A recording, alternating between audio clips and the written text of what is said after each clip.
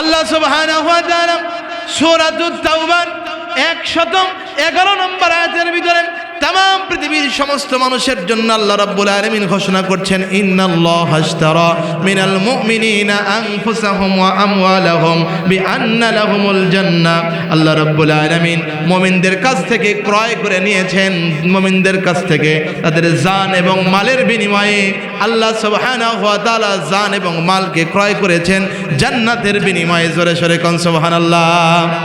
তার মানে হচ্ছে মুমিনরা তাদের জান এবং মাল আল্লাহর কাছে দিয়েছে, আল্লাহ তাআলা জান এবং মাল ক্রয় করে নিয়েছে, আর বিনিময় হিসেবে মূল্য হিসেবে আল্লাহ তাআলা জান্নাত মুমিনদেরকে দান করেছে। জোরে সরে কোন সুবহানাল্লাহ।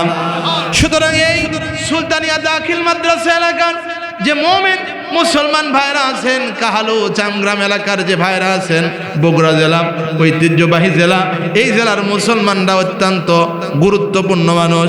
আপনাদের বলতে চাই আল্লাহ তাআলা হচ্ছে এখানে ক্রেতা আর মুমিনরা হচ্ছে বিক্রেতা। বিনিময় হচ্ছে জান্নাত।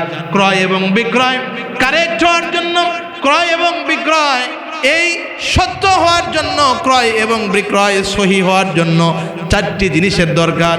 1 নম্বর হচ্ছে ক্রেতা, 2 নম্বর হচ্ছে বিক্রেতা, 3 নম্বর হচ্ছে মাল, আর 4 নম্বর হচ্ছে মূল্য। একটু জোরে সরে কোন সুবহানাল্লাহ। এই আয়াতের ভিতরে স্বয়ং আল্লাহ তাআলা নিজেই ক্রেতা আর মুমিনরা হচ্ছে বিক্রেতা। কি ক্রয় বিক্রয় হচ্ছে? আল্লাহ তাআলা মুমিনদের কাছ থেকে জান এবং মাল নিচ্ছেন। 2টা জিনিস, একটা হচ্ছে জান আর একটা হচ্ছে মাল। বিনিময়ে আল্লাহ সুবহানাহু ওয়া তাআলা মুমিনদেরকে জান্নাতের গ্যারান্টি দিচ্ছেন। জোরে সরে কোন সুবহানাল্লাহ। বায়াতে আকাবায় বিশ্বনবী সাল্লাল্লাহু আলাইহি ওয়াসাল্লাম উনার বয়স যখন 51 বছর, নবুয়তের 11তম বছরে নবীজি সাল্লাল্লাহু আলাইহি ওয়াসাল্লামের কাছে মদিনা থেকে সর্বপ্রথম 6 জন মানুষ আসলো। 6 জন মানুষ এসে নবীজি সাল্লাল্লাহু আলাইহি ওয়াসাল্লামের কাছে হাতে হাত দিয়ে মুসলমান হয়ে গেল। নবীজি সাল্লাল্লাহু আলাইহি ওয়াসাল্লাম তাদেরকে প্রয়োজনীয় ইসলাম শিক্ষা দেওয়ার পর মদিনায় দাওয়াতি কার্য সম্পাদন করার জন্য বললেন। তারা গিয়ে 1 বছর দাওয়াতের কাজ সম্পাদন করেছে। 1 বছরে পরের বছর হজের মৌসুমে আল্লাহ সুবহানাহু ওয়া তাআলার ফজল এবং করমে গতবার গিয়েছিল 6 জন, এবার এসেছে 12 জন।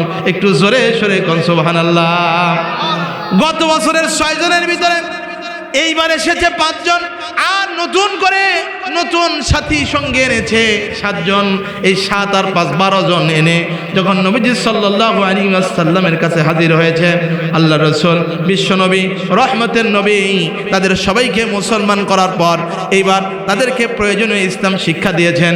শিক্ষা দেওয়ার পর তারা এবার আবদার করেছে, ইয়া রাসূলুল্লাহ, ইয়া হাবিবাল্লাহ, আমাদের কমপ্লিটভাবে ইসলাম শিক্ষার জন্য, দাওয়াতি কার্যক্রমকে পরিচালনা করার জন্য একজন সাথী এবং সঙ্গীকে দেওয়া দরকার।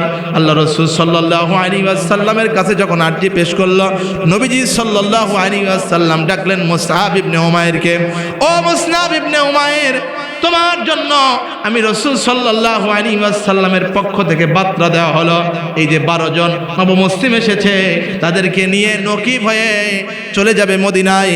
ওই জায়গায় গিয়ে ইসলাম প্রচার করবে। জোরে সরে কোন সুবহানাল্লাহ। 12 জনের জামাতকে সাথে নিয়ে মুসআব ইবনে উমাইর আল্লাহ রাসূলের হাতে গড়া সাহাবী, আল্লাহ রাসূলের নির্দেশে চলে গেলেন মদিনায়।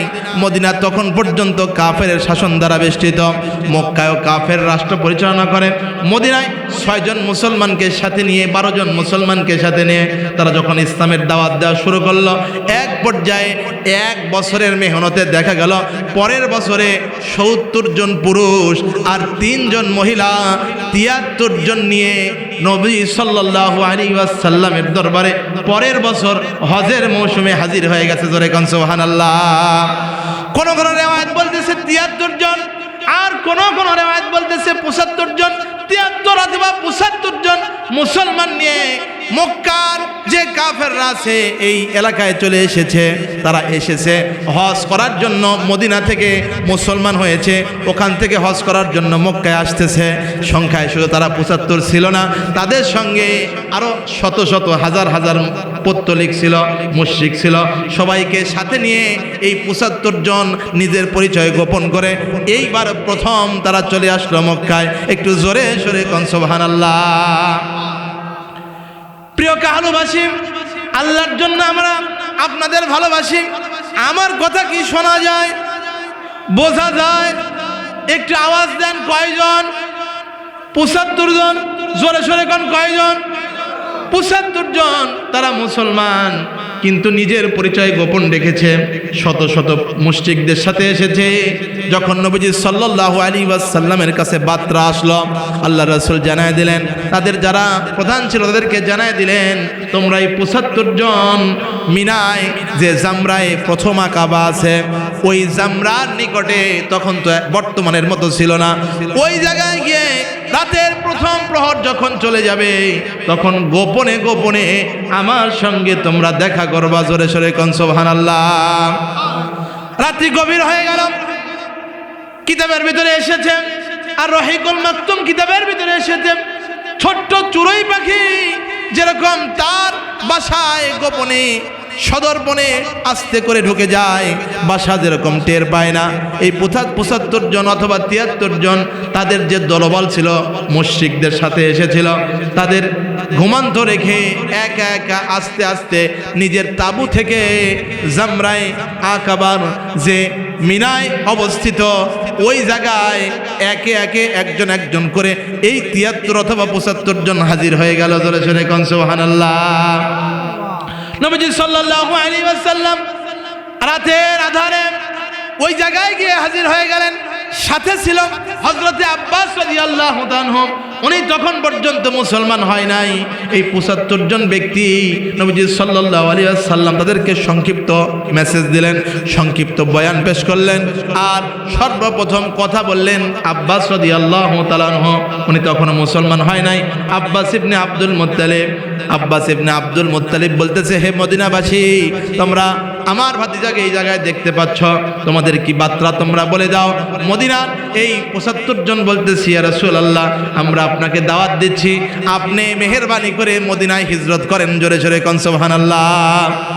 আল্লাহ রাসূল বললেন, তাহলে তোমরা আমার কাছে বায়াত গ্রহণ করো, আমার কাছে তোমরা বায়াত গ্রহণ করো।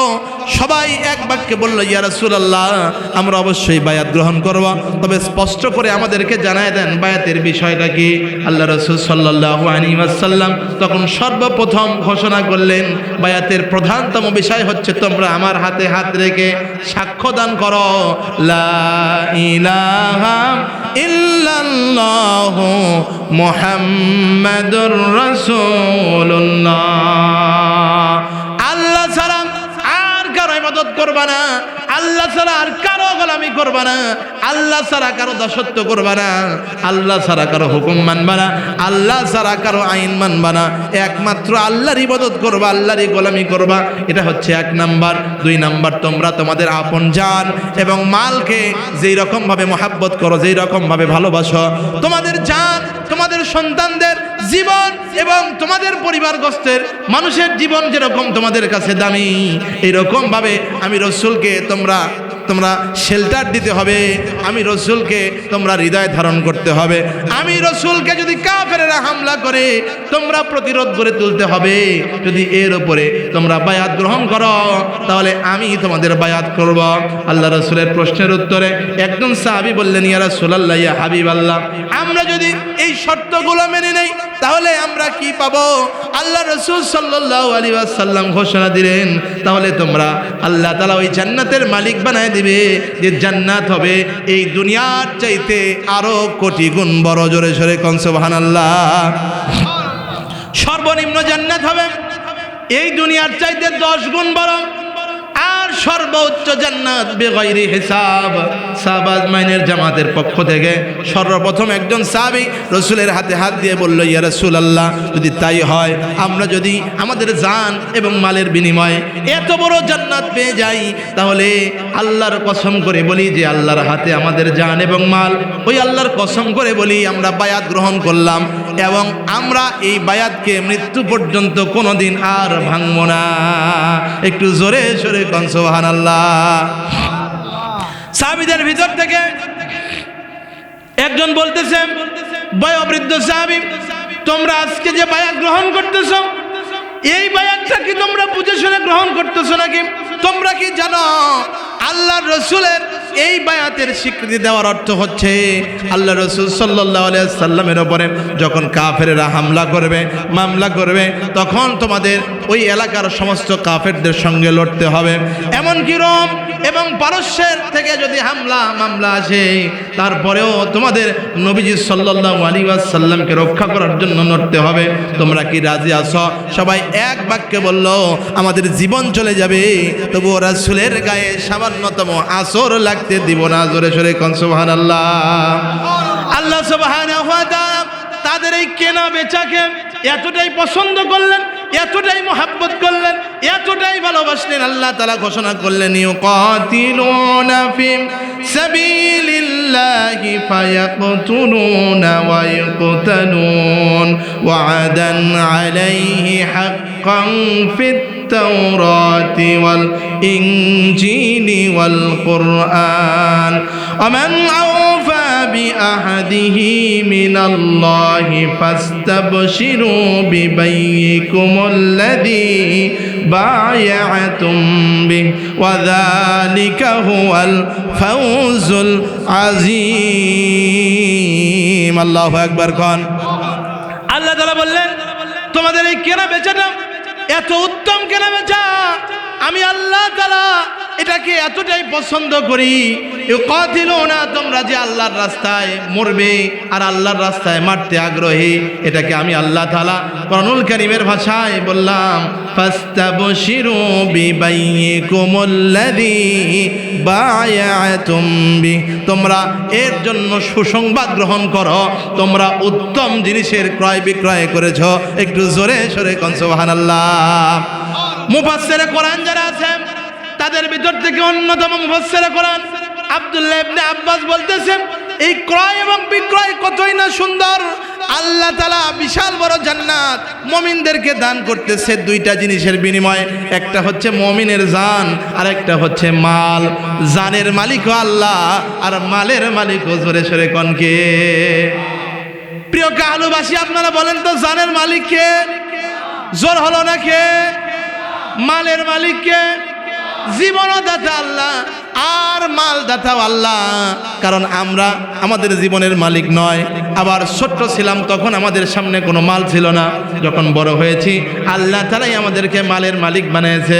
এই জন্য আল্লাহ সুবহানাহু ওয়া তাআলা সূরাতুল বাকারার প্রথম দিকেই ঘোষণা করেন, আল্লাহ তাআলা বলেন, আমিম্মা রাযাকনাহুম ইউনফিকুন। আল্লাহু আকবার। আল্লাহ তাআলা বলছেন, বান্দারে, অমিম্মা রাযাকনাহুম ইউনফিকুন, আমার রাস্তায় আমার দেওয়া ধন সম্পদ থেকে তোমরা আমাকে দান করো। অমিম্মা রাযাকনাহুম ইউনফিকুন, আমি আল্লাহ তোমাদের যা দিয়েছি তার থেকে আমাকে তোমরা দান করো। জোরে জোরে কোন সুবহানাল্লাহ। তার মানে আল্লাহ তাআলা স্বীকারই করে না যে মালের মালিক আমরা বান্দা, কারণ আমাদের কিচ্ছু নাই, শূন্য হাতে এসেছি, আবার শূন্য হাতে ফিরে যাব। যা পেয়েছি সব রবের দান। জোরে জোরে কোন ঠিক কিনা? প্রিয় মুসলমান ভাইরা আমার, এই জন্য হযরত ওমর রাদিয়াল্লাহু তাআলা কত সুন্দর করে বলেন, আল্লাহ তাআলা যে ক্রয় এবং বিক্রয় করলেন কতই না উত্তম। মালের মালিক আল্লাহ, জানের মালিক আল্লাহ, সব কিছু আল্লাহ তাআলা কিছুক্ষণের জন্য নিয়ে মৃত্যুর পরে জান্নাত যখন দিবে আবার জানটা ফিরায় দেবে। ওর ভিতরে এমন মাল আর দৌলত থাকবে যে মাল আর দৌলত দুনিয়ার এই সামান্য মাল দৌলতের চাইতে কোটি গুণ বেশি। সুতরাং জান এবং মাল সব কিছু আল্লাহ তাআলা রিটার্ন দিল। মাঝখান থেকে আল্লাহ তাআলা কিছুক্ষণের জন্য মুমিনদের কাছ থেকে চেয়ে নিল। আল্লাহর রাস্তায় যখন সময় হবে, সুযোগ আসবে, তখন যদি দাঁড়ায় যায় আল্লাহ তাআলা বিনিময়ে তাদেরকে জান্নাতের মালিক বানায় দিল। জোরে সরে কোন সুবহানাল্লাহ। সাহাবা আজমাইন যখন সময় এবং সুযোগ পেত আল্লাহর রাস্তায় নিজের জানকে তারা বিলাই দিত। সাহাবা আজমাইনের ভিতর থেকে অন্যতম সাহাবী ছিল আমর ইবনে জামু রাদিয়াল্লাহু তাআলা আনহু। প্রিয় কাহরবাসী, আমার কথা যদি বুঝে থাকেন একটু উত্তর দিতে হবে। সাহাবীর নাম হচ্ছে আমর, বাবার নাম হচ্ছে জামু, এই জন্য আমর ইবনে জামু রাদিয়াল্লাহু তাআলা আনহু গুরুত্বপূর্ণ সাহাবী ছিল। তার ছিল 4 জন নওজোয়ান সন্তান। জোরে সোরে কোন কয়জন? জোর হলো না কয়জন?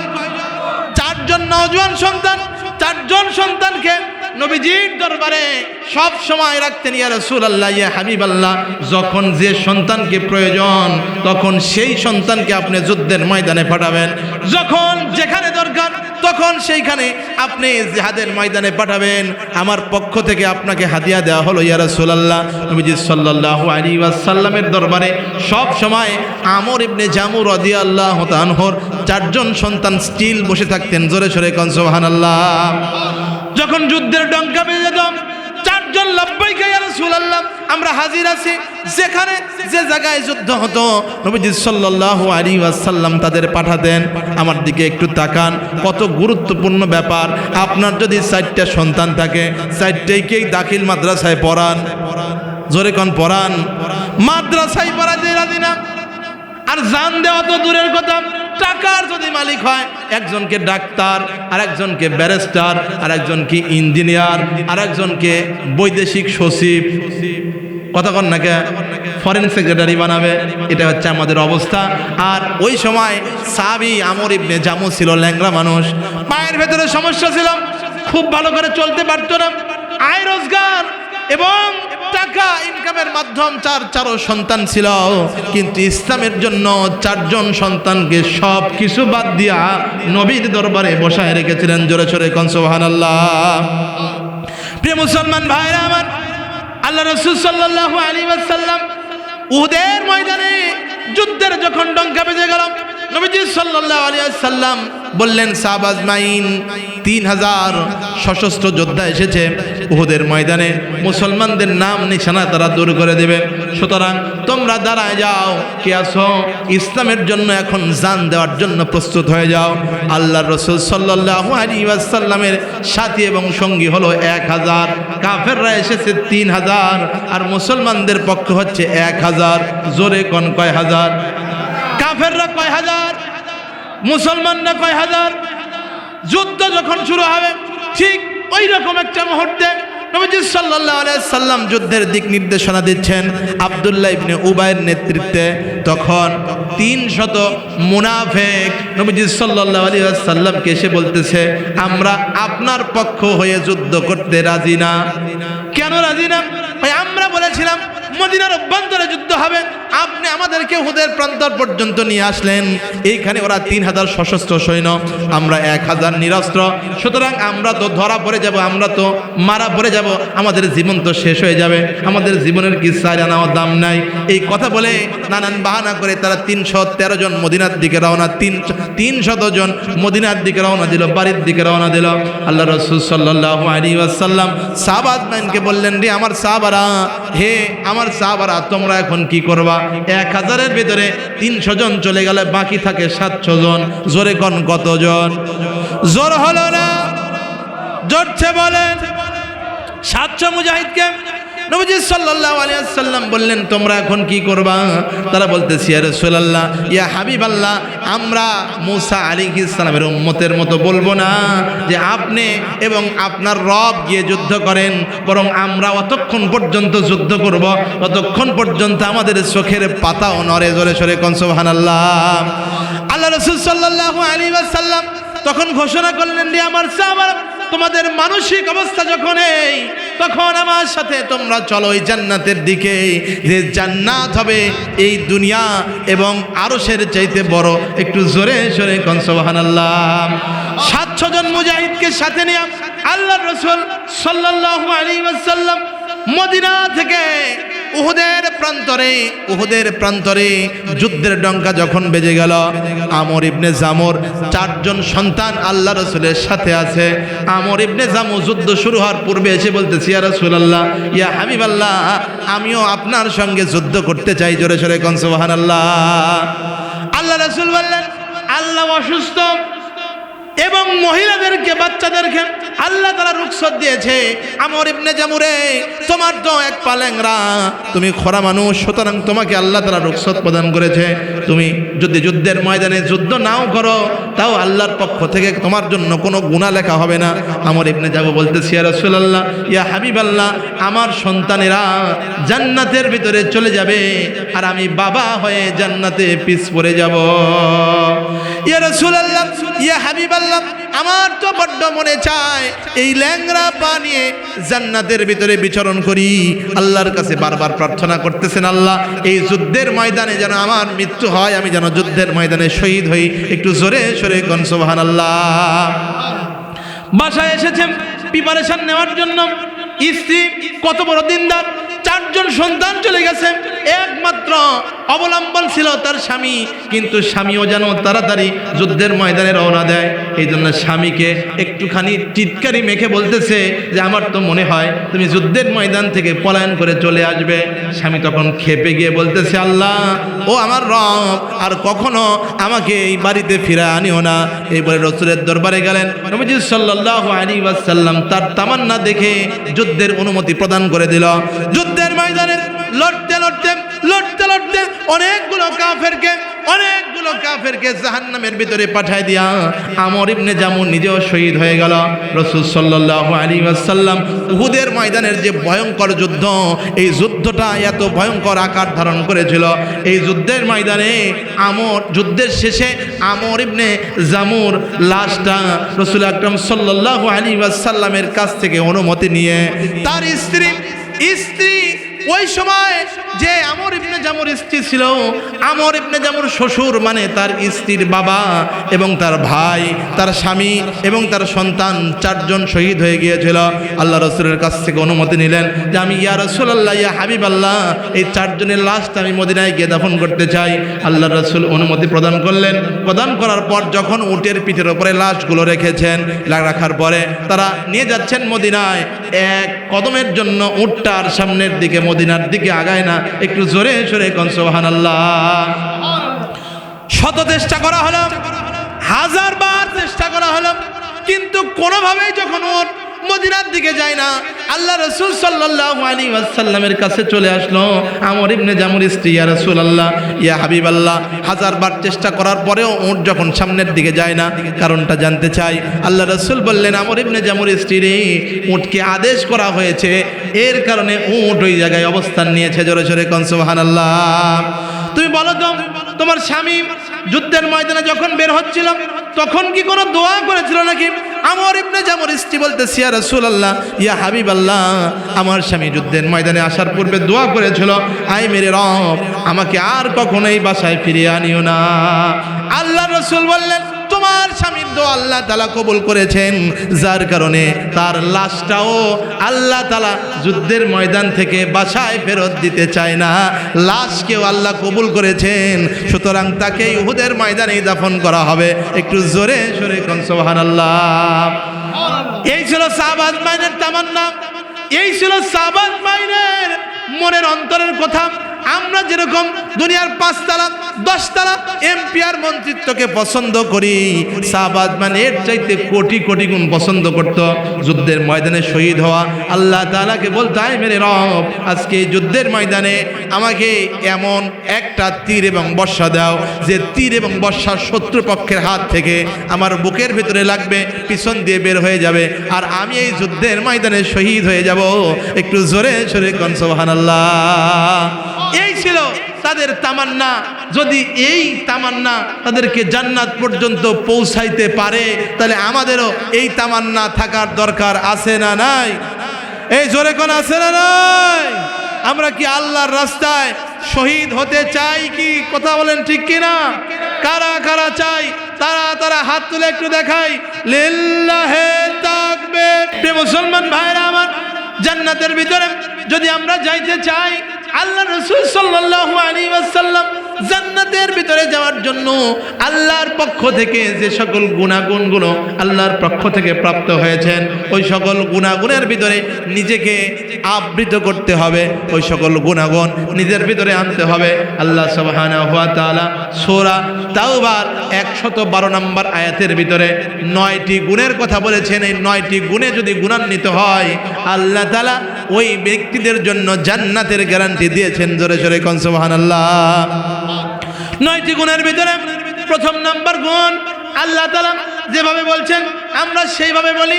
আল্লাহ সুবহানাহু ওয়া তাআলা বলছেন, আমার সঙ্গে পড়েন, আউযু বিল্লাহি মিনাশ শাইতানির রাজিম, বিসমিল্লাহির রহমানির রহিম। العابدون الحامدون السائحون الراكعون الساجدون الآمرون بالمعروف والناهون عن المنكر والحافظون لحدود الله وبشر المؤمنين। আল্লাহ সুবহানাহু ওয়া তাআলা পরের আয়াতে 112 নম্বর আয়াতের ভিতরে 9টা গুণের কথা বলেছেন। এই 9টা গুণে যদি বান্দা গুণান্বিত হয়ে যায় আল্লাহ তাআলা বলছেন, অবাশশিরিল মুমিনিন, হে রাসূল আপনি ঘোষণা দেন ওই সকল মুমিনদের জন্য আমি আল্লাহ সুসংবাদ দান করলাম। জোরে জোরে কোন সুবহানাল্লাহ। আমার দিকে তাকান, বান্দা যদি কাউকে সুসংবাদ দেন, ছোট্ট বাচ্চাকে যদি আপনি পুরস্কারের কথা বলেন, সুসংবাদের কথা বলেন, ছোট্ট বাচ্চা মনে করবে হয়তো 10 টাকার একটা নোট দিবে অথবা 10টা চকলেট দিবে। আর যখন আপনি বড় কোনো মানুষের জন্য সুসংবাদ ঘোষণা করেন তাহলে 10 টাকার চকলেট দিয়ে পুরস্কার হয় না, সুসংবাদ হয় না। কথা কোন ঠিক কিনা? ঠিক তদ্রূপ চেয়ারম্যান যদি বলে সুসংবাদ চেয়ারম্যানের মতো হয়, এমপি যদি বলে সুসংবাদ এমপির মতো হয়, মন্ত্রী যদি বলে সুসংবাদ মন্ত্রীর মতো হয়, প্রধানমন্ত্রী যদি বলে সুসংবাদ প্রধানমন্ত্রীর মতো হয়। আল্লাহ তাআলা যদি বলে সুসংবাদ তাহলে এই সুসংবাদটা দুনিয়ার কারো মতো হয় না, বরং সবচাইতে বড় সুসংবাদ হয়। কথা কোন ঠিক কিনা? এই সুসংবাদের ব্যাখ্যায় আমরা এটা বলতে পারি, আমরা এটা বুঝতে পারি। মুফাসসিরে কোরআন যারা আছেন তারা ব্যাখ্যা করেছেন সুসংবাদটা হচ্ছে জান্নাতের, জাহান্নাম থেকে বেঁচে জান্নাতের আল্লাহ সুসংবাদ দিলেন। আল্লাহ তাআলা এই জান্নাতি মানুষদের যে গুণাগুণগুলো আছে 9টা গুণাগুণের ভিতরে প্রথম নাম্বার গুণ হচ্ছে আত-তাইবুন। প্রথম নাম্বার গুণ হচ্ছে তওবা করা। তার মানে যারা তওবা করে তাদের জন্য আল্লাহ সুসংবাদ দিচ্ছেন। জোরে জোরে কোন সুবহানাল্লাহ। আমার দিকে তাকান প্রিয় কাহালুবাসী, গুণ হচ্ছে 9টা। জোরে বলেন কয়টা? জোর হলো না? 9টা গুণের ভিতরে মুখস্থ করা লাগবে। 1 নাম্বার গুণ হচ্ছে তওবা করা। জোরে কোন কি করা? এই যুবকরা জোরে কও কি করা? তওবা হচ্ছে আরবি শব্দ। তওবা মানে হচ্ছে ফিরে আসা। কোথার থেকে ফিরে আসা? আমি রাশিদুল ইসলাম যুক্তিবাদী সেই সুদূর নাটোর জেলার সিংড়া থেকে এসেছি আপনাদের বগুড়া জেলার কাহালুতে। আমি আবার ফিরে যাব বাসায়। তওবা মানে কি? বাসায় ফিরে যাওয়া। আমি আবার সিংড়া ফিরে যাওয়া। তওবা মানে কি সিংড়া ফিরে যাওয়া? না না, তওবা মানে সিংড়া নয়, বরং রবের কাছ থেকে এসেছি আর রবের কাছে সারেন্ডার করার নাম হচ্ছে তওবা। একটু জোরে সরে কোন ঠিক কিনা? আল্লাহর কাছে নিজেকে পুত পবিত্র অবস্থায় আল্লাহর কাছে অর্পণ করার বলায় মেরে রব আস্তাগফিরুল্লাহাল্লাযী লা ইলাহা ইল্লা হুয়াল হাইয়ুল কাইয়্যুম ওয়া আতুবু ইলাইহি। আয় আল্লাহ, গুনাহ করেছি, অন্যায় করেছি, জুলুম করেছি, নফসের সঙ্গে বেঈমানি করেছি। আল্লাহ তোমার দরবারে মাপ চাই, মেহেরবানি করে আমাদের জিন্দেগির গুনাহকে মাফ করে দাও। একটু জোরে সরে কোন আল্লাহুম্মা আমিন। প্রিয় মুসলমান ভাইরা আমার, এই জন্য তওবা করার অর্থ হচ্ছে আল্লাহর কাছে ফিরে যাওয়া। আল্লাহর বান্দারা যখন কোনো গুনাহ করে আল্লাহ তাআলার মনটা বড্ড খারাপ হয়ে যায়। বান্দা যখন আবার তওবা করে আল্লাহ তাআলা তাকে রহমতের চাদর দ্বারা ঢেকে নেয়। জোরে সরে কোন সুবহানাল্লাহ। এই জন্য আল্লাহ রাসূল সাল্লাল্লাহু আলাইহি ওয়াসাল্লাম বলছেন তওবা এমন একটা একটা গুণ, এই গুণে যারা গুণান্বিত হবে আল্লাহ তাআলা তাদের জন্য আয়াতের শেষে সুসংবাদ দিয়েছেন। প্রিয় মুসলমান ভাইরা আমার, বিশ্বনবী বিশ্ব পয়গম্বর মুহাম্মদ রাসূলুল্লাহ সাল্লাল্লাহু আলাইহি ওয়াসাল্লামের পরে ক্ষমতায় আছে আবু বকর আল সিদ্দিক রাদিয়াল্লাহু তাআলা। আমার দিকে তাকান, খুব গুরুত্বপূর্ণ মেসেজ দিচ্ছি আপনাদের খেদমতে। আল্লাহ রাসূল 40 বছরে নবুয়ত পেয়েছেন, 13 বছর মক্কায় দাওয়াত দিয়েছেন, শেষের 10 বছর মদিনায় হিজরত করেছেন, দাওয়াত দিয়েছেন। বিশ্বনবীর জিন্দেগিতে আল্লাহর পয়গম্বর সাল্লাল্লাহু আলাইহি ওয়াসাল্লাম জাজিরাতুল আরবের ভিতরে যে সকল অঞ্চল ছিল ওই অঞ্চলগুলোতে ইসলাম প্রতিষ্ঠিত করেছেন। আল্লাহ রাসূলের ইন্তেকালের পর এরপরে ক্ষমতার মসনদে বসলেন, ইসলামী খেলাফতের মসনদে বসলেন হযরতে আবু বকর আল সিদ্দিক রাদিয়াল্লাহু তাআলা। উনি 2 থেকে 2.5 বছর, জোরে কোন কয় বছর? 2 থেকে 2.5 বছরে ইসলামের রাজ্যকে আরো সম্প্রসারণ করলেন। এরপরে ক্ষমতায় আসলো ওমর ফারুক রাদিয়াল্লাহু তাআলা। উনি ক্ষমতায় ছিলেন একাধারে 12 বছর। জোরে কোন কয় বছর? আরো জোরে কয় বছর? এই যে পিছনে 15 থেকে 17 বছর ক্ষমতায় একজন ছিলেন। বাংলাদেশের আয়তন কি বেড়েছে না কমেছে? কথা কন নাকি, বাড়ছে না কমছে? কথা কন নাকি আপনারা? ওরা বিএসএফ কাশি দিলে বিজিবি মনে হয় এদিকে মুতে ভরা যায়। কতক্ষণ ঠিক কিনা? জোরে কর না কে? এটার কারণ আছে, ওদের হাত পা বাঁধা, গুলি করলেই চাকরি শেষ। শুধু শেষই না, ওরা মারিয়া শেষ করে দিবি, আর এই পক্ষ থেকে গুলি করলে চাকরিও শেষ, মামলাও হবে, মানে জীবন সারা জীবন জেল খাটা লাগবে। কতক্ষণ ঠিক কিনা? এই জোরে কন ঠিক কিনা? মানে এলাকা বাড়ানো দূরের কথা, ওরা যদি বলে 50 হাত দূরে সীমানা, ওটাই সীমানা। 2020 সালে আমি ইন্ডিয়াতে গিয়েছিলাম, দার্জিলিং প্রদেশে আমার জালসা মাহফিল ছিল। আমি দেখে এসেছি গোটা এলাকা তাদের কাঁটা তারের বেড়া দেওয়া, 3 স্তর বিশিষ্ট নিরাপত্তা। প্রথম অবস্থায় কাঁটা তারের বেড়া, এর পাশে রড, তার পাশে ইলেকট্রিসিটির লাইন। ওরা যে কোনো সময় ওই কাঁটা তারের বেড়ার ভিতরে ইলেকট্রিক লাইন সংযুক্ত করতে পারে। তার মানে আপনারা বা আমরা যদি কোনো সময় তাদের দেশে হামলাও করে বসি, ওরা ইলেকট্রিক শর্ট দিয়ে আমাদেরকে সরাই দিবে, এত নিরাপত্তা ওদের। তারপরেও বাংলাদেশ থেকে খুন করে ওই দেশেই পলায়ন করে। কতক্ষণ ঠিক কিনা? এই জন্য আমাদের সজাগ হতে হবে। হযরত ওমর 12 বছর ক্ষমতা চালালেন। অর্ধ জাহানের বাদশা ওমর, গায়ে তার সেরা সুতো, তপ্ত বালুতে হেঁটেছে কবু পায় নাই কোনো জুতো। এমন শাসক চাই গো মোরা, এমপি মন্ত্রী নয়, নামে বড় নয়, গুণ দিয়ে করো পৃথিবীটারে জয়। কতক্ষণ ঠিক কিনা? অথচ এই ওমর যখন ক্ষমতায় আসলেন, কি পররাষ্ট্রনীতি হযরত ওমর ইবনুল খাত্তাব রাদিয়াল্লাহু তাআলা গ্রহণ করলেন। আল্লাহ রাসূলের শিখানো কি পররাষ্ট্রনীতি গ্রহণ করলেন, যে জাজিরাতুল আরব থেকে সীমানা বাড়াইতে বাড়াইতে বাংলাদেশ পর্যন্ত ঠেকাইছেন। জোরে জোরে কোন সুবহানাল্লাহ। প্রিয় মুসলমান ভাইরা আমার, আমরা যদি এই পররাষ্ট্রনীতি গ্রহণ করতে পারি তাহলে আমাদের সীমানাও বাড়বে, 1 ইঞ্চিও কমানোর ক্ষমতা কারো নাই। একটু জোরে জোরে কোন ঠিক কিনা? এই জন্য ব্রিটিশদের তৈরি করা সেই আইন ভাঙতে হবে, সেই আইন চুরমার করে কোরআনের আইন যদি বাস্তবায়ন আমরা করতে পারি, আল্লাহর কসম করে বলি গোটা বাংলা জান্নাত হয়ে যাবে। শুধু জান্নাতি হবে না, আমাদের দেশের হাদির মতো যারা শহীদ হতে প্রস্তুত তাদের আল্লাহু আকবারের তাকবীরে ভারতের দাদা বাবুরা পেশাব করে ফেলবে। কথা কোন ঠিক কিনা? এই জন্য গর্জে উঠতে হবে বাংলার দামাল সন্তানেরা। খালি ফেসবুক আর ইউটিউব আর সোশ্যাল মিডিয়ায় ওই পেলাপেলি বাদ দিয়ে আল্লাহু আকবার আওয়াজ দেওয়া লাগবে। কথা কোন ঠিক কিনা? একটু তাকবীর দেওয়া লাগবে জোরে সোরে। এই মধ্যে কি এমন যুবক আছে যে যুবক এখনো বিয়ে করেনি? আছে নাকি? যারা বিয়ে করেন একটু হাত জাগাও তো। একটা করলে 1 হাত, 2টা করলে 2 হাত, আর 3টা করলে দাঁড়ায় যাও। আমি দেখতে চাই এই কালো এলাকার যুবকরা একাধিক বিয়ে করার মতো বীর সাহস আছে না নাই? আছে, আছে, একজন আছে। ওরা ভয়ের চোটে হাতই নামায় ফেলছে। হুজুর আগে তাও 1 হাত জাগাইছিলাম, আপনি 2টা হওয়ার কারণে হাতই নামায় ফেললাম। মানে ওরা বিয়েই করবে না। তোমাদের সাহস নাই মনে হয় না? একটু হাত জাগান যায়?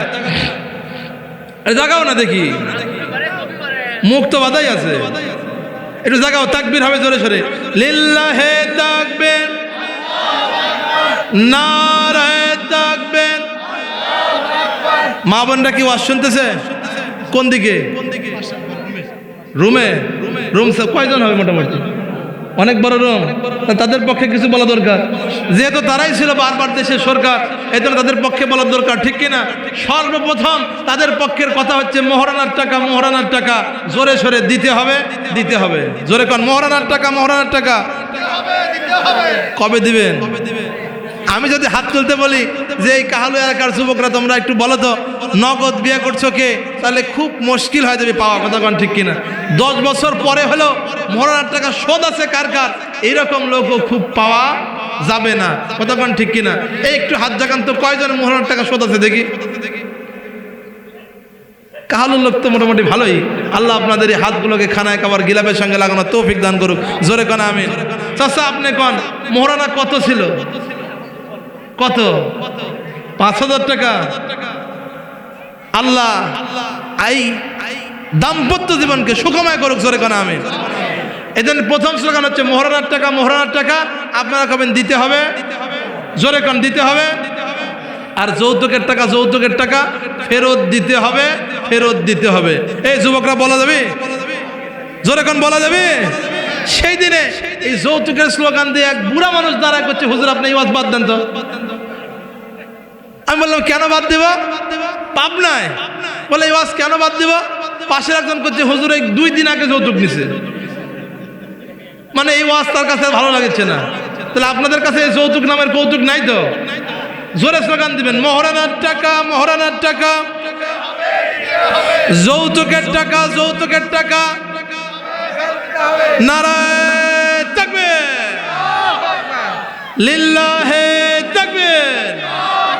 প্রিয় মুসলমান ভাইরা আমার, এই জন্য এই মাহফিল থেকে আমরা যুবকেরা নিয়াত করি আমরা নিজেরাও যৌতুকের টাকা নিব না, আমাদের আত্মীয় স্বজনকেও যৌতুকের টাকা নিতে দিব না। এই কুসংস্কারটা আমাদের সমাজে অত্যন্ত প্রবল। আমরা যদি সচেতন হই, আমরা যদি আমাদের ইমানকে মজবুত করতে চাই, তাহলে এর বিরুদ্ধে কঠোর আন্দোলন করে তুলতে হবে। এক তো নিজেও নিব না, আর ওই বিয়েতে যাব না যে বিয়েতে যৌতুকের টাকা দেওয়া নেওয়া হয়, কথা কোন ঠিক কিনা? প্রিয় মুসলমান ভাইরা, এইভাবে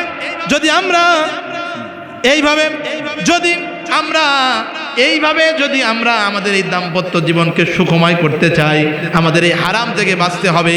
কারণ যে বিয়েতে যৌতুক নেওয়া হয় ওইটা হারাম দেওয়া শুরু করা হচ্ছে, আর হারাম দ্বারা যে বিয়ে শুরু করা হয় ওই বিয়েতে কোনোদিন বরকত থাকে না, কথা কোন ঠিক কিনা? প্রিয় মুসলমান ভাইরা আমার, এই জন্য আপনাদের খেদমতে বলতে যাচ্ছি, আল্লাহ সুবহানাহু ওয়া তাআলা 9টা গুণের ভিতরে প্রথম নাম্বার গুণের কথা বলেছেন তওবা করা। প্রথম নাম্বার গুণ হচ্ছে তওবা করা। হযরত ওমর ইবনুল খাত্তাব রাদিয়াল্লাহু আনহু রাসূল সাল্লাল্লাহু আলাইহি ওয়াসাল্লামের দরবারে এসে কাঁদতেছেন, ইয়া রাসূলুল্লাহ, ইয়া হাবিবাল্লাহ। ওমরের কান্না দেখে আল্লাহ রাসূল বললেন, ওমর রে কাঁদো কেন? হযরত ওমর বলতেছে, ইয়া রাসূলুল্লাহ, ইয়া হাবিবাল্লাহ, আমার চোখ দিয়ে পানি বের হচ্ছে এই জন্য যে আমি তাকায় দেখি আমার পাশে একজন যুবকটা এতটাই কান্না করতে, অঝর নয়নে যুবকটার কান্না দেখে আমি আর সহ্য করতে পারলাম না। ইয়া রাসূলুল্লাহ, ইয়া হাবিবাল্লাহ, তাই আপনার দরবারে চলে আসলাম। আল্লাহ রাসূল সাল্লাল্লাহু আলাইহি ওয়াসাল্লাম হযরত ওমরকে বললেন, ওমর রে যুবকটাকে নিয়ে আসো। হযরত ওমর যুবকটাকে বিশ্বনবী সাল্লাল্লাহু আলাইহি ওয়াসাল্লামের কাছে নিয়ে আসলো। যুবকের চোখের পানি দেখে আল্লাহ রাসূল বললেন, যুবক রে কাঁদো কেন? যুবক বলতেছে, ইয়া রাসূলুল্লাহ, ইয়া হাবিবাল্লাহ, আমি কান্না করি এই জন্য যে আমার কান্নার কারণ হচ্ছে আমার গুনার কারণে আমার চোখ দিয়ে পানি বের হয়। সম্মানিত হাজিরিন, যে কথা বলছিলাম, আল্লাহ সুবহানাহু ওয়া তাআলা তার রাসূলের কাছে এসে হযরত ওমর কাঁদছিলেন, মনে আছে আপনাদের? হযরত ওমরের এই কান্না দেখে আল্লাহ রাসূল ওই যুবককে জিজ্ঞাসা করলেন, যুবক রে তোমার কি গুনাহ তুমি একটু বলো তো। যুবক বলতেছে, ইয়া রাসূলুল্লাহ, ইয়া হাবিবাল্লাহ, আমার বলতে বড় লজ্জা হয়। যুবককে লক্ষ্য করে তারপর যখন বলতে বললেন, যুবক বলতেছে, ইয়া রাসূলুল্লাহ, ইয়া হাবিবাল্লাহ, আমি হচ্ছে একজন কাফন চোরা। আমার কথা একটু জোরে সরে বলা লাগবে। যুবক নিজে বলতেছে, আমি হচ্ছে একজন কাফন চোরা। 7 বছর যাবত কাফনের কাপড় চুরি করে মানুষ যখন মারা যায় কবরের ভিতরে যখন দাফন করা হয়, এই মানুষটা মৃত্যুর পরে কবরস্থ করার পর মানুষটাকে দাফন করার পর আমি তখন আস্তে আস্তে করে কবরের ভিতরে নেমে যাই। এরপরে এই কাফনটা আস্তে আস্তে করে নিয়ে বাজারের ভিতরে বিক্রয় করে 7 বছর ধরে ইয়া রাসূলুল্লাহ ইয়া হাবিবাল্লাহ এই কাজটা আমি সংগঠন করছিলাম। কিন্তু গত কয়েকদিন আগে এক ঘটনা ঘটেছে, আমার কাছে মনে হচ্ছে দুনিয়ার সবচাইতে বড় অপরাধ করেছি আমি। ইয়া রাসূলুল্লাহ একজন আনসারী মহিলা মারা গেল, অত্যন্ত আনসারী মহিলা, অত্যন্ত সুন্দরী এবং সুশ্রী ছিল, যুবতী মহিলা মারা গেল। মারা যাওয়ার পর আমি চিন্তা করলাম জানাজার নামাজ কখন শেষ হবে। নির্ধারিত সময়ে জানাজার নামাজ শেষ হয়ে গেল। নির্ধারিত সময়ে জানাজার নামাজ শেষ হওয়ার পর আমি লক্ষ্য করে দেখলাম কখন তার কবরের ভিতরে নামতে পারবো। রাত্রি যখন গভীর হয়ে গেল, প্রথম প্রহর শেষ হয়ে গেছে, 12টা বেজে গেছে। আমি ডানে তাকাইলাম কোনো মানুষ নাই, বামে তাকাইলাম কোনো মানুষ নাই, সামনে তাকাইলাম কোনো মানুষ নাই, পিছনে তাকাইলাম কোনো মানুষ নাই। আমি তখন একা একা কবরস্থানের উদ্দেশ্যে রওনা দিলাম। কবরস্থানের ভিতরে গিয়া আমি সর্বপ্রথমে এই কবরস্থানের কবরের মাটিগুলো যখন খনন করা শুরু করলাম, আস্তে আস্তে করে কবরস্থানের মাটি, ওই নতুন কবরের সব মাটিগুলোকে আস্তে আস্তে করে সরাই দিলাম। একটা একটা করে খালের বাঁশগুলো আমি সরানো শুরু করলাম। এক পর্যায়ে সব বাঁশ যখন সরে চলে গেল, কবর খোলা হয়ে গেল, আমি নিজে কবরের ভিতরে নামলাম। নামার পরে কবরের ভিতরে আস্তে আস্তে করে কাপড়গুলো আস্তে আস্তে করে সরাইয়া এক পর্যায়ে আস্তে আস্তে করে সব কাপড় গোটাইয়া আমি যখন ওপরের দিকে ওঠার চিন্তা করতেছিলাম, শয়তান আমাকে পেয়ে বসলো। শয়তান আমার উপরে সাওয়ার হয়ে গেল। আমার অন্তরের ভিতরে শয়তান বিষক্রিয়া দিল। আমি তখন শয়তানের প্রবঞ্চনায় আর নিজেকে ধরে রাখতে পারলাম না। কবরের দিকে তাকায় দেখি যুবতীর লাশ, বিবস্ত্র। আমার কামনা জাগ্রত হয়ে গেল। আমি তখন আর নিজেকে ঠিক রাখতে পারলাম না। শয়তানের চক্রান্তে এক পর্যায়ে মৃত ওই যুবতীর সঙ্গে আমি জেনায় আক্রান্ত হয়ে গেলাম। যুবতীর সঙ্গে জেনা করে ফেললাম। যেই মাত্র মৃত যুবতীর সঙ্গে আমি জেনা করে ফেললাম, সেই মাত্র আমার হাতটা যুবতী ধরে বলল, রে এত বড় বেয়াদব তুমি, এত বড় গুনাহগার, আমাকে মৃতদের মধ্যে তুমি লজ্জিত করলে। আমাকে আল্লাহর দরবারে এই অবস্থায় দাঁড়াইতে হবে। মানুষ যে অবস্থায় মারা যায়, যে অবস্থায় থেকে কবর দেওয়া হয়, ওই অবস্থায় কিয়ামতের ময়দানে দণ্ডায়মান হবে, আল্লাহর দরবারে হিসাব দেওয়া লাগবে। যুবকরে, তোমার কি আল্লাহর কোনো ভয় নাই? আল্লাহ তাআলা কি তুমি ভয় করো না? আজকে মৃতদের মধ্যে আমাকে তুমি লজ্জিত করলে, আর ওই আল্লাহর সামনে আমাকে দাঁড়ানো লাগবে, যে আল্লাহ তাআলার সামনে কিয়ামতের ময়দানে সবাইকে দাঁড়ানো লাগবে। আমাদের দাঁড়ানো লাগবে কিনা? জোরে কোন লাগবে কিনা? যুবতী এবার বলতেছেন, আমাকে তুমি অপবিত্র অবস্থায় ওই আল্লাহর দরবারে দাঁড়াতে বাধ্য করলে। এইবার এই কথাগুলো যখন যুবক শুনলো, মনের ভিতরে ভয় এসে গেল। যুবক চিন্তা করতেছে, আহারে জীবনে কোনোদিন এত চুরি করলাম, কোনোদিন কোনো মানুষ আমার হাতটা ধরে নাই, আজকে আমার হাত ধরে ফেললাম। যে অসত কষ্ট করে হোক হাতটা সরায়া যুবকটা নিজের প্রাণ নিয়ে বাইরে বের হয়ে চলে আসলো। কিন্তু অন্তরের ভিতরে তার ওই কথাগুলো বারবার বাজতেছে, যে তুমি এত বড় গুনাহগার, যে মৃতদের মধ্যে সে আমাকে তুমি নাপাক করে চলে গেলে। আল্লাহর সামনে এই মুখ দিয়ে আমি কেমনে দাঁড়াবো? মৃত এই যুবতী যদি এত বড় কথা বলে, আমার গুনাহ কেমনে মাফ হবে? এই অবস্থায় 2 থেকে 3 দিন চলে যাওয়ার পর, ইয়া রাসূলুল্লাহ ইয়া হাবিবাল্লাহ, আমি হযরত ওমরের দরবারে গিয়েছি। ওমরের দরবার থেকে আপনার দরবারে এসেছি। নবী গো, আমি বিশাল বড় গুনাহ করে ফেলেছি। আল্লাহ কি আমাকে মাফ করবে নাকি? আল্লাহ কি আমাকে ক্ষমা করবে নাকি? আল্লাহ তাআলা কি আমার এই গুনাহগুলো মাফ করবে নাকি? এই কথাগুলো যখন বলছিল, নবী সাল্লাল্লাহু আলাইহি ওয়াসাল্লাম এতক্ষণ পর্যন্ত খামোশ ছিলেন। কিন্তু জয় মাত্র বলল যে আমি মৃত এই মাইয়াতের সঙ্গে জেনা করে ফেলেছি, আল্লাহ রাসূল দাঁড়ায় গেলেন। যুবককে বলতেছে, ও কাফন জোড়া, আমার দরবার থেকে বের হয়ে যা। এত বড় গুনাহ কখনো আল্লাহ তাআলা মাফ করবে না। তোর মতো গুনাহগার আমার দরবারে আমি দেখতে চাই না। যুবক এবার কাঁদে আর বলে, আল্লাহ, ও আমার রব, আল্লাহ নবীর দরবারে এসেছিলাম, নবীজি সাল্লাল্লাহু আলাইহি ওয়াসাল্লাম আমাকে তারাই দিয়েছে। আল্লাহ একমাত্র তোমার দরবার আছে, তোমার দরবার থেকে যদি আমি চলে যাই, ভেগে যাই, তাহলে আমার আর মাপ পাওয়ার জন্য কোনো দরবার নাই। যে মুসলমান ভাইরা আমার, যুবকের যেরকম গুনাহ আছে, আমরা উপস্থিত মজলিসে যারা বালেগ পুরুষ আছি আর পদ্মার অন্তরে যারা মহিলারা আছি, আমরা কি নিষ্পাপ না গুনাহগার? জোরে কর, নিষ্পাপ না গুনাহগার? আমরা প্রত্যেকেই গুনাহগার। আসুন না, যুবক যেভাবে মাপ পায়, আমরাও যদি ওই তরিকা অনুসরণ করতে পারি, আমার আল্লাহ আমাদের মাফ করে দিবেন। জোরে সোরে কোন সুবহানাল্লাহ। যুবক এবার পাহাড়ের ওপরে চলে গেল, খাওয়া নাই, দাওয়া নাই, কারো সঙ্গে কোনো কথা নাই, দুনিয়াবি কোনো কাজ নাই। একদিন দুই দিন নয়, 40 দিন পর্যন্ত আল্লাহ তাআলার কাছে তওবা করে, আয় মেরে রব, আপনি আমাকে মাফ করিয়া দেন, আয় আল্লাহ আপনি আমাকে ক্ষমা করিয়া দেন। ও দয়ার মাবুদ, আপনি ছাড়া আর ক্ষমাকারী কেউ নাই। আস্তাগফিরুল্লাহাল্লাযী লা ইলাহা ইল্লা হুয়াল হাইয়ুল কাইয়্যুম, আস্তাগফিরুল্লাহাল্লাযী লা ইলাহা ইল্লা হুয়াল হাইয়ুল কাইয়্যুম ওয়া আতুবু ইলাইহি, আস্তাগফিরুল্লাহাল্লাযী লা ইলাহা ইল্লা হুয়াল হাইয়ুল কাইয়্যুম ওয়া আতুবু ইলাইহি। এই তওবাগুলো করতেছে, একদিন যায়, 2 দিন যায়, 3 দিন যায়, 4 দিন যায়, যুবকের তওবা শেষ হয় না। এরকম করতে করতে যুবক 40 দিন পর্যন্ত তওবা করে, খাওয়া নাই, দাওয়া নাই, যুবকের শরীরটা শুকায়া কঙ্কালসার হয়ে গেছে। 40তম দিনে রবকে ডেকে বলতেছে, আল্লাহ, ও আল্লাহ, হয় তুমি আমাকে মাফ করে দাও, নচেত এক খণ্ড আগুনকে পাঠায় দাও, ওই আগুনটা আমার শরীরে লাগায়া আমার শরীর ভস্মীভূত হয়ে যাক, শরীরটা পুড়ে যাক। আখিরাতের ওই আগুন আমি সহ্য করতে পারবো না। আল্লাহ মেহেরবানি করে আমাকে তুমি মাফ করে দাও। আর আমাকে যদি মাফ করে দাও, আমার সংবাদটা রাসূলের দরবারে পৌঁছায় দাও। একটু জোরে জোরে কোন সুবহানাল্লাহ।